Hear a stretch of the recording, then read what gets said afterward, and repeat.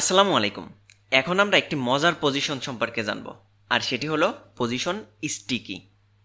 CSS position sticky আর position fixed অনেকটা একই রকম। গত পর্বে যেমন আমরা ফিক্সড সম্পর্কে জেনেছিলাম এবং এইখানে একটি ইমেজকে ফিক্সড করে রাখছিলাম। স্টিকিও অনেকটা ফিক্সডের মতো, কিন্তু স্টিকিতে বলে দিতে হয় যে স্ক্রল করার একটা মুহূর্তে যে মূলত এটি ফিক্সড হয়। যেমনটা ধরুন যে এইখানে আমরা একটা ন্যাপ বার বানালাম এবং স্ক্রল করতে করতে যখন এই ন্যাপ বারটা একদম টপে চলে আসলো তখন ফিক্সড হয়ে গেল, অথবা একদম বটমে যখন যাবে তখন ফিক্সড হয়ে গেল। এটা বোঝার সুবিধার্থে আমি এই পি ট্যাগটাকে অর্থাৎ এই লরেমটাকে একটু ডুপ্লিকেট করে নিলাম, যাতে অনেক বেশি আমরা স্ক্রল করতে পারি। এখন চলুন এইখানে একটা ন্যাপ বার বানায় আসা যাক, অর্থাৎ খুবই সিম্পল একটা মেনু বার এখানে আমরা বানাই। ওকে, তো এখানে এসে আমি বললাম ন্যাপ বার বা মেনু বার একই কথা। হোম, অ্যাবাউট, কন্ট্যাক্ট, জাস্ট এই তিনটা মেনু দিয়ে এমন একটা কিছু হলো। হওয়ার পরে এখানে সাপোজ আমি ধরে নিলাম এই ন্যাপ বারটাকে এবং style.css এ এসে এখানে ন্যাপ বারটাকে সিলেক্ট করে নিলাম। নেওয়ার পরে আমি জাস্ট বলে দিলাম যে পেডিং হবে 10 পিক্সেল। তাহলে কি হলো, এখানে 10 পিক্সেল পেডিং হলো।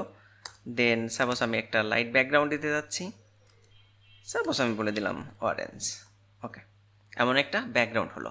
এখন আমরা যদি কখনো চাই যে এরকম স্ক্রল করতে করতে এইরকম একটা পজিশনে আসলে, মানে এই যে স্ক্রল করে দেখেন উপরে চলে যাচ্ছে, কিন্তু না, চলে যাবে না।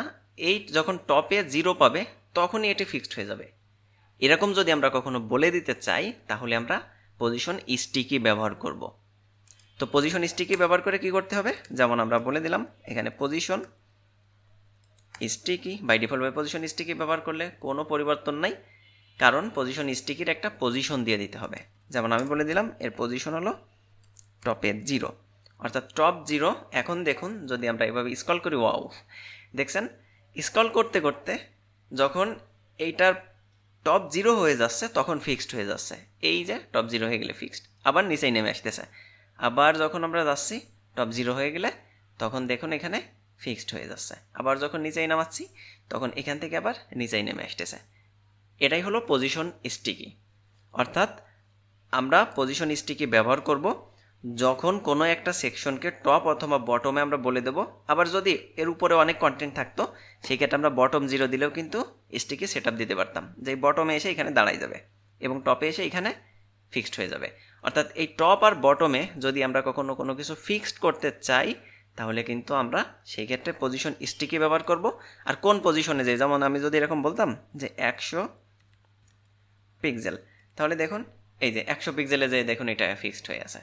এভাবে আমরা বলে দিতে পারি যে যখন এর টপ 100 পিক্সেল পাবে তখন এটি ফিক্সড হয়ে যাবে। তো আমি আপাতত 0 দিয়ে রাখলাম। তো এই ছিল সিএসএস এর পজিশনগুলো। আশা করি আপনারা সবগুলো পজিশন ভালোভাবে বুঝতে পারছেন।